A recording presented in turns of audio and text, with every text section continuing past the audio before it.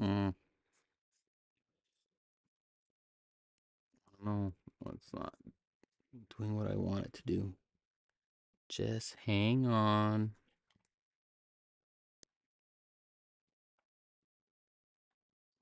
There. All right. Ow. Oh, ow. Ow. Oh, my hand's cramping up. Ow. Ow. Oh, that's weird. Oh. Ow, ow, ow, ow. Oh. Oh. Slowly coming back. Oh my god, that was weird. Ow. Still doing it. Okay, there we go. Oh.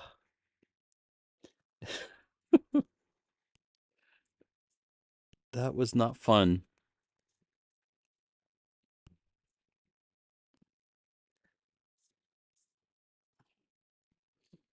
Now, hopefully,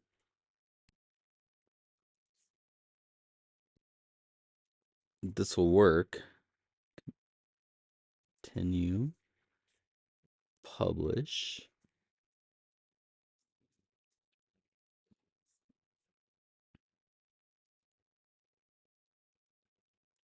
Okay. So, the idea that I'm having right now is to. Mm, I was working on the canoe paddle idea where I created the crate to put the canoe paddle in, and it kind of means something to me that there's like a taking of a cultural genocide and everything. And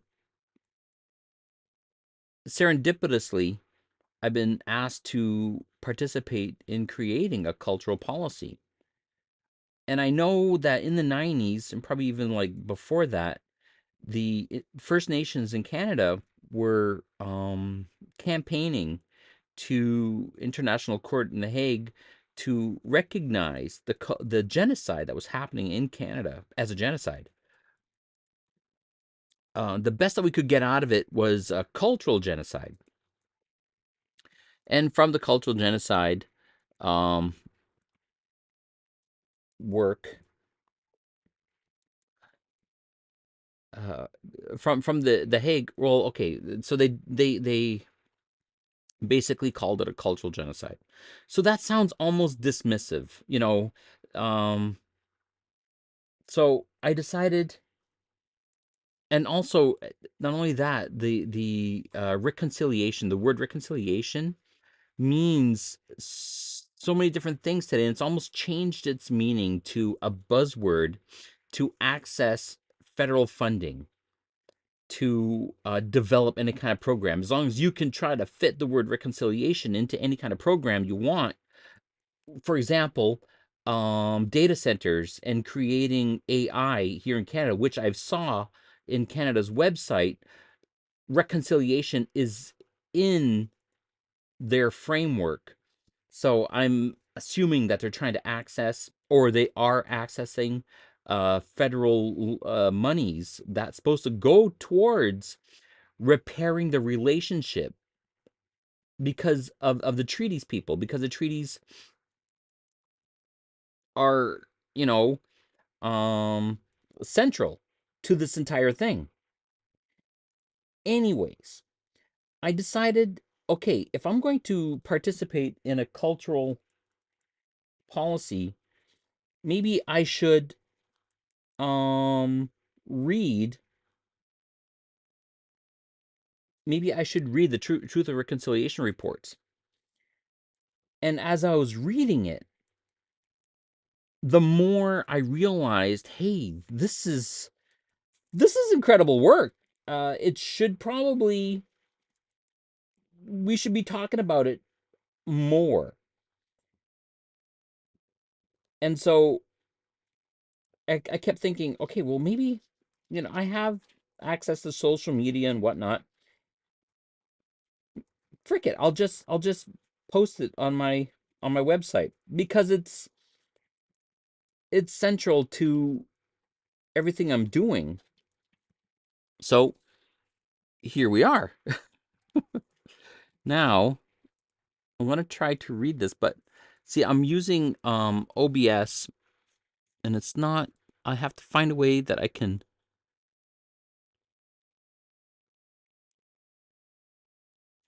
mm, enlarge in this screen because I can't. I lost my glasses. I broke my glasses. Okay, there must be a way that I can make this bigger. Um, view. I don't want the dock toolbars. Um, view. I don't want the source toolbar. It's getting there. I don't want the source icons. Oh wait, here. I can just enlarge in it like this. You can't see what I'm doing, but what I'm doing is important to me. Oh, and I guess I can't. All right, I'm gonna just give this a shot. For over a century, the central goals of Canada's Aboriginal policy were to eliminate Aboriginal government. Oh, or maybe what I could do is it here? It is here. For over a century, the central goal of Canada's Aboriginal policy were to eliminate Aboriginal governments, ignore Aboriginal rights, terminate the treaties. Mm, sorry, enter full screen. Just want to make sure that.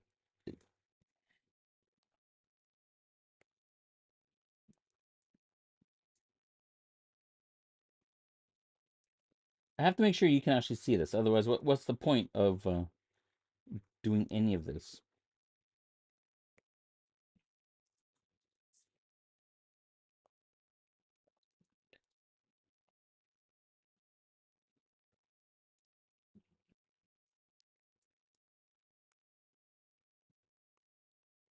Make sure you can actually see this. Otherwise, what's the point of doing any of this? Okay, you can't really see it. Just hang on. Mm, how do I? Maybe if I got out of full screen mode again, exit full screen. There. Sorry for the feedback. Here, turn this down.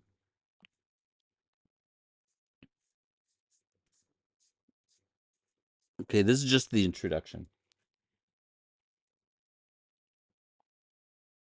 Hang on. Hang on. Terminate the treaties and through a process of assimilation, cause Aboriginal peoples to cease to exist as distinct legal, social, cultural, religious, and racial entities in Canada.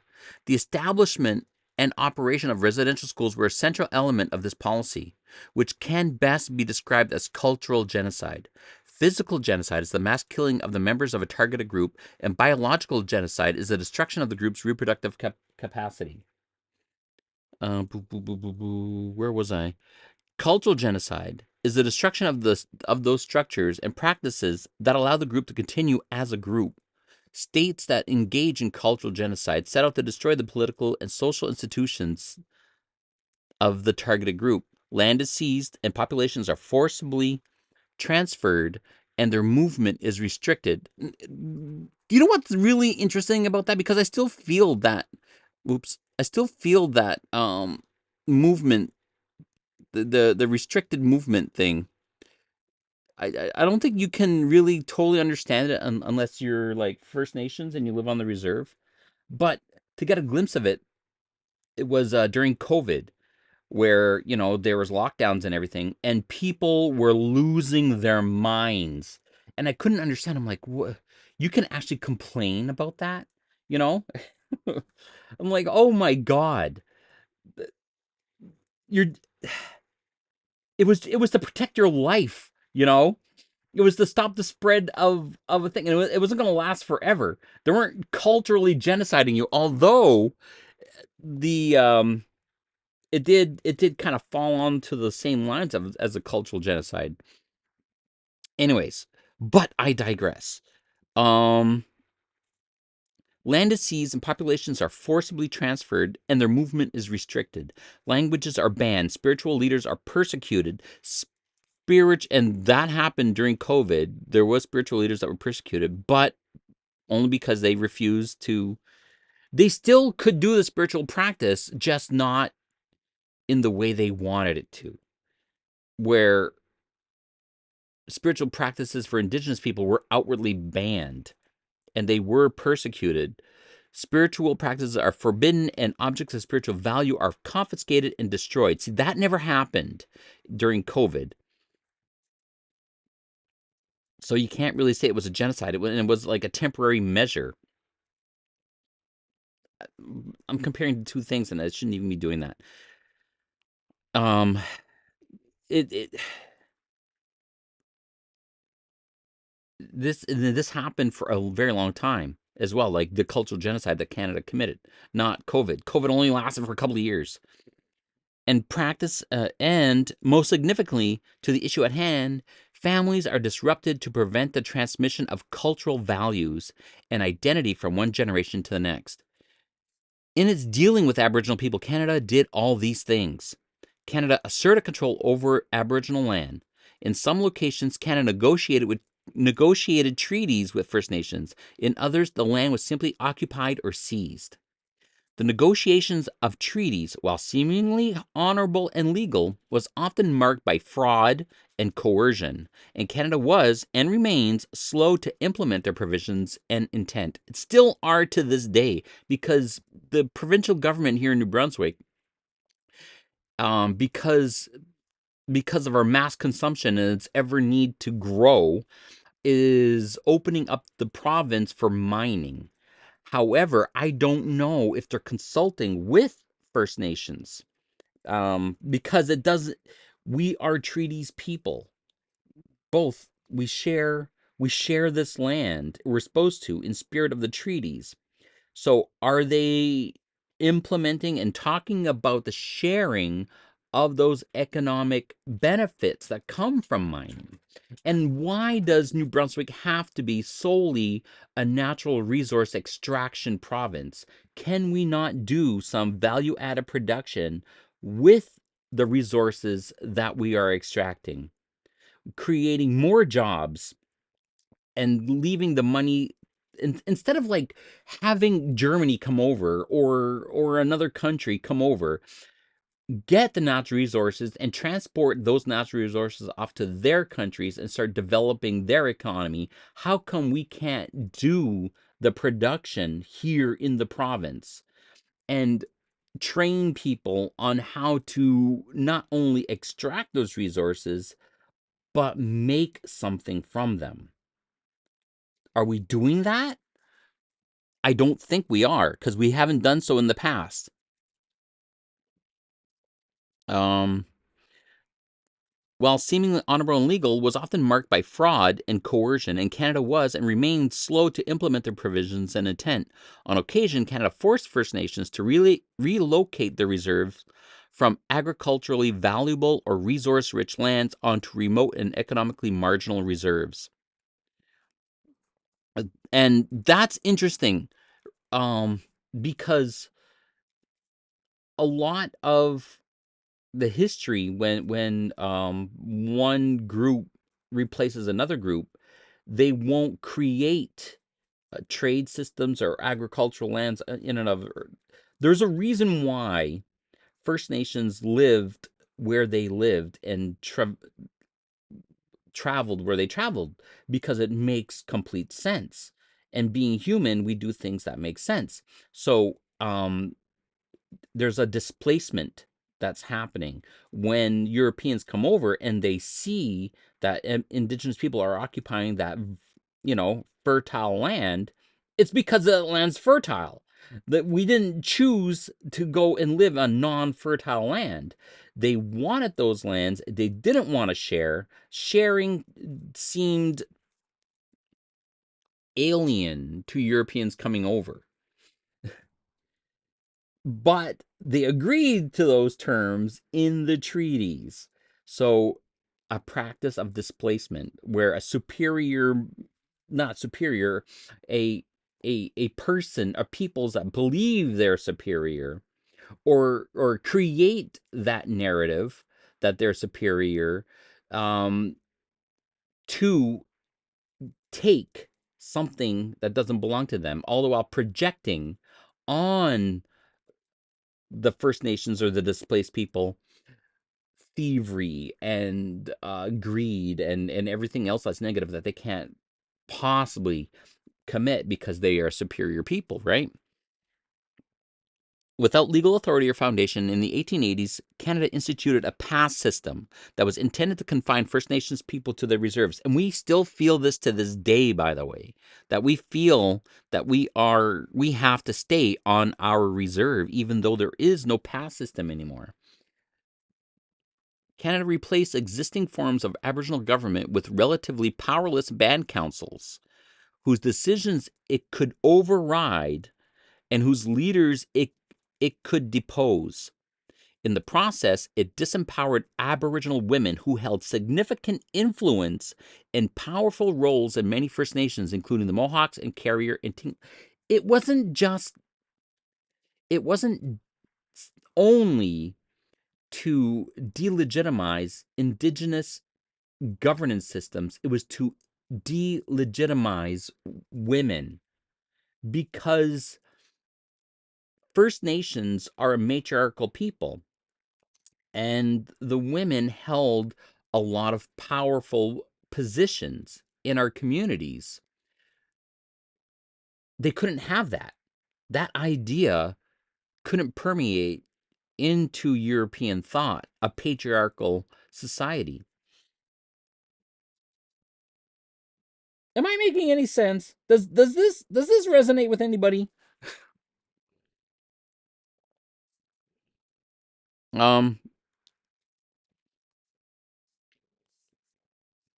Canada denied the right to participate fully in Canadian political Canada denied the right to participate fully in Canadian political and economic and social life to those Aboriginal people who refused to abandon their Aboriginal identity. You know what? This is so apt for today as well. Like with what's happening in United States, in the Gaza Strip with Israel.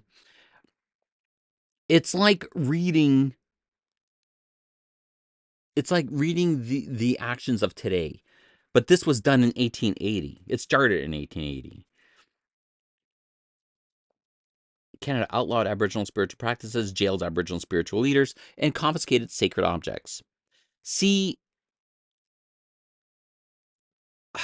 the that that crate that I made with a canoe paddle, it's like it's right there, the confiscation of sacred objects.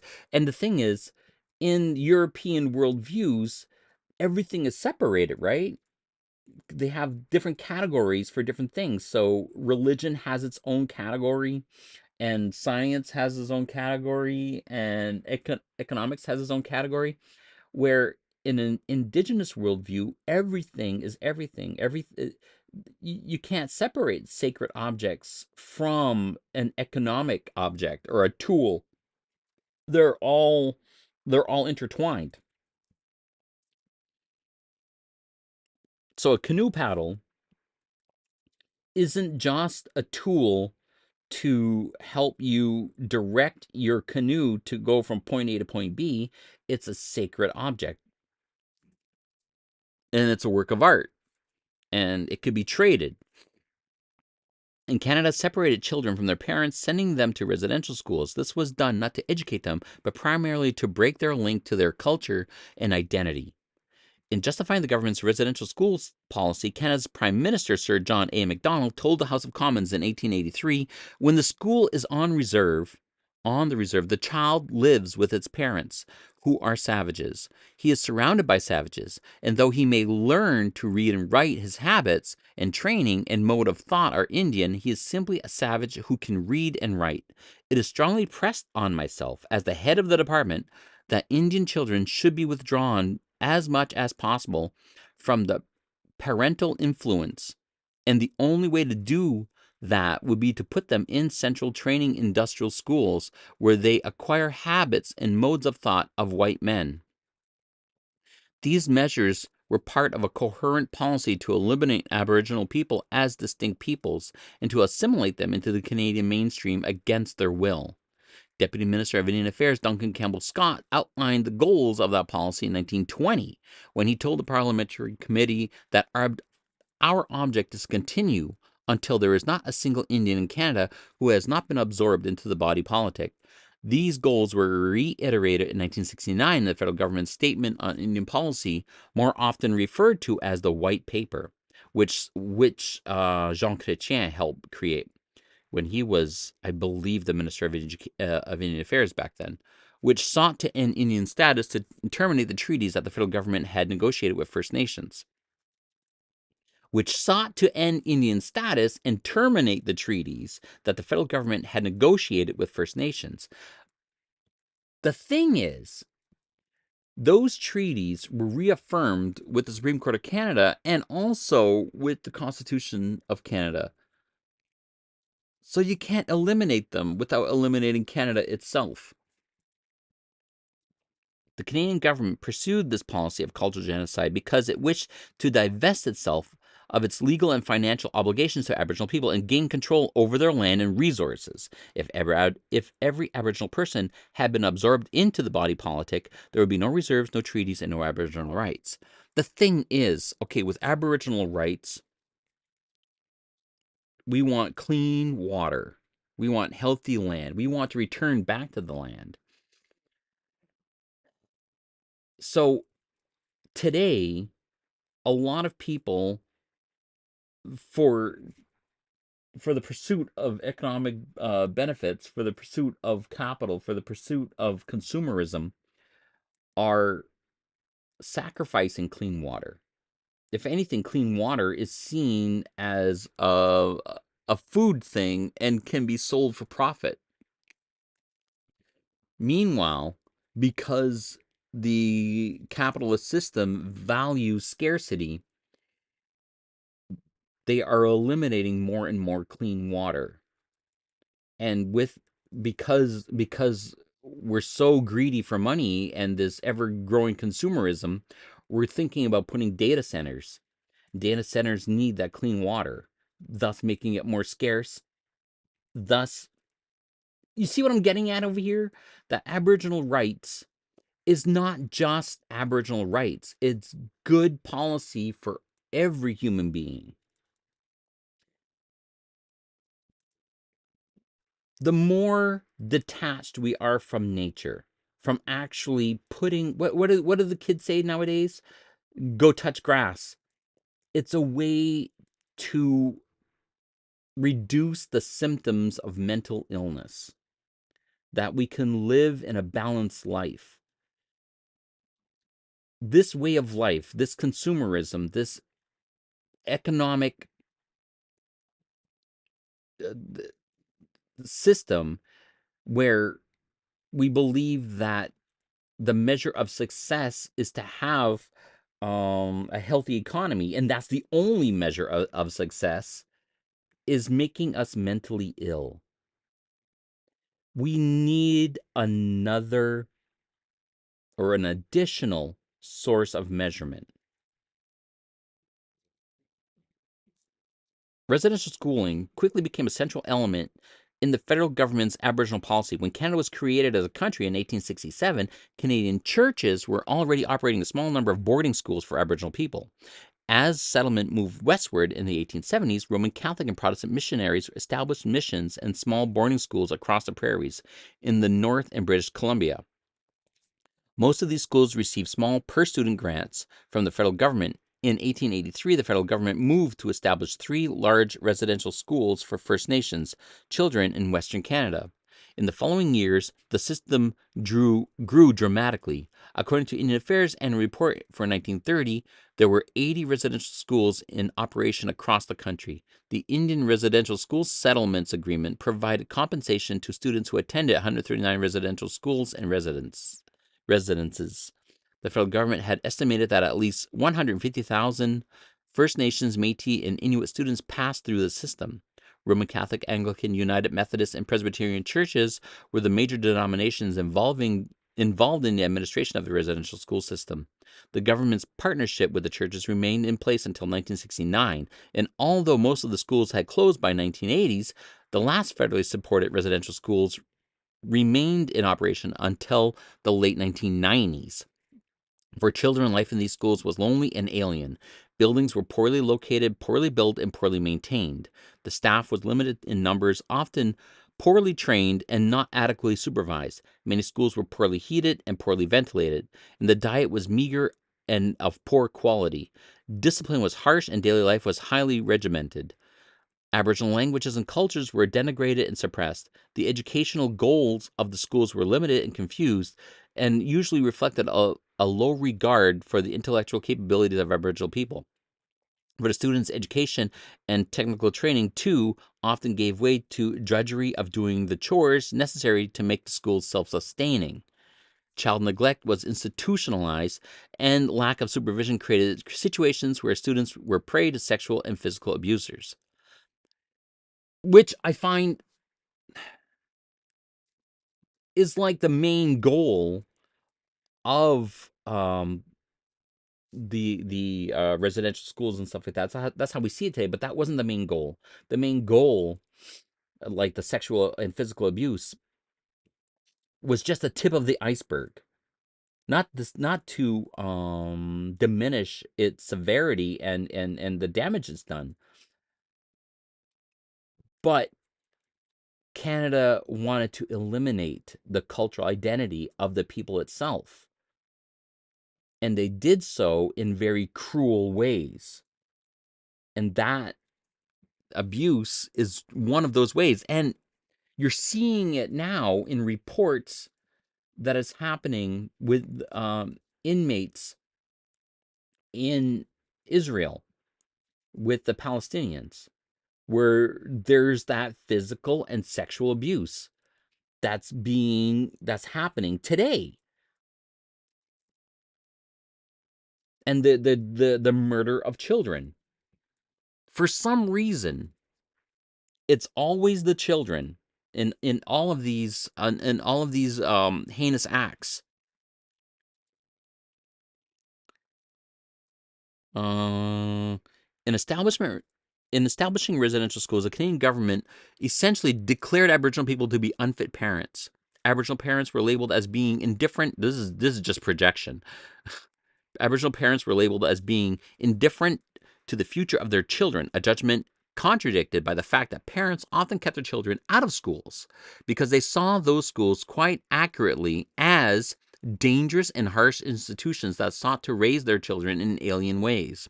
Once in the schools, brothers and sisters were kept apart, and the government and churches even arranged marriages for students after they finished their education. That's insane. The residential school system was based on an assumption that European civilization and Christian religions were superior to Aboriginal culture, which was seen as being savage and brutal. Which, again, projection. Government officials were also insistent that children be discouraged and often prohibited from speaking their own languages.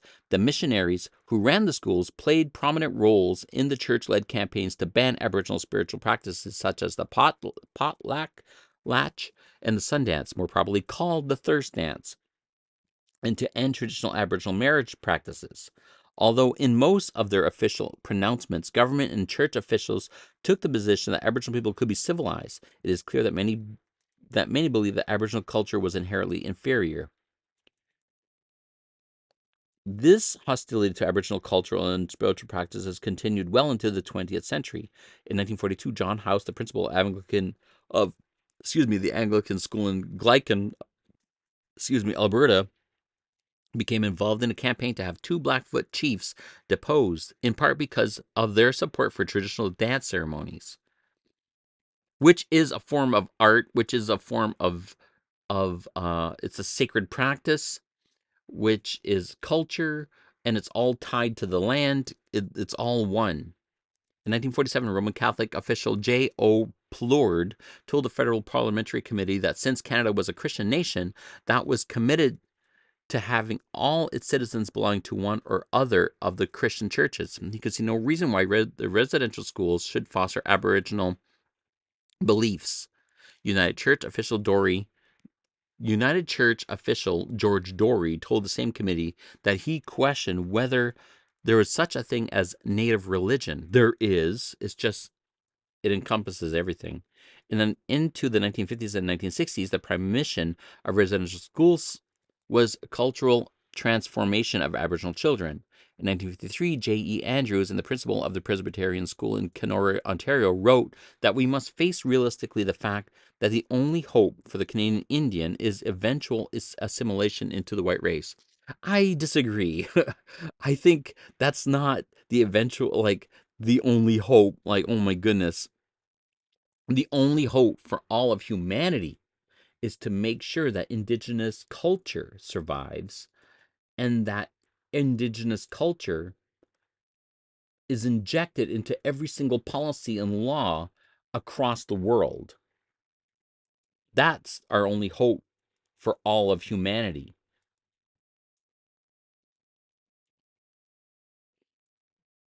In 1957, the principal of the Gordon's Reserve School in Saskatchewan, Albert Southard, wrote that he believed that the goal of residential schooling was to change the philosophy of the Indian child. In other words, since they must work and live with whites, then they must begin to think as whites. Southard said that the Gordon School could never have a student council, since, insofar as the Indian understands the department policy, he is against it. Yup. This is true. He was exactly right. In a 1958 article on residential schools, senior oblate Andre Renault echoed the words of John A. Macdonald, arguing that when students at day schools went back to their homes at the end of the day, at the end of the school day and for the weekend, the pupils are re-exposed to their native culture, however diluted, from which a school is trying to separate them. A residential school, on the other hand, could surround its pupils almost 24 hours a day with non-Indian Canadian culture through radio, television, public address system, movies, books, newspapers, group activities, etc. And I'm going to say that our cell phones are now assimilating us 24 hours a day, all the time, because of the influence that it is giving us. We are gladly assimilating ourselves into the economic system because of consumerism, that we are abandoning our responsibilities to the land to participate in an economic system that doesn't serve us. And it, if anything, it constantly needs growth. So it's doing it in an exponential rate, because the investors that invest into that system, they need to have their return of investment grow exponentially. There's a direct link between the destruction of of indigenous people and the destruction of the earth to the investor's portfolio.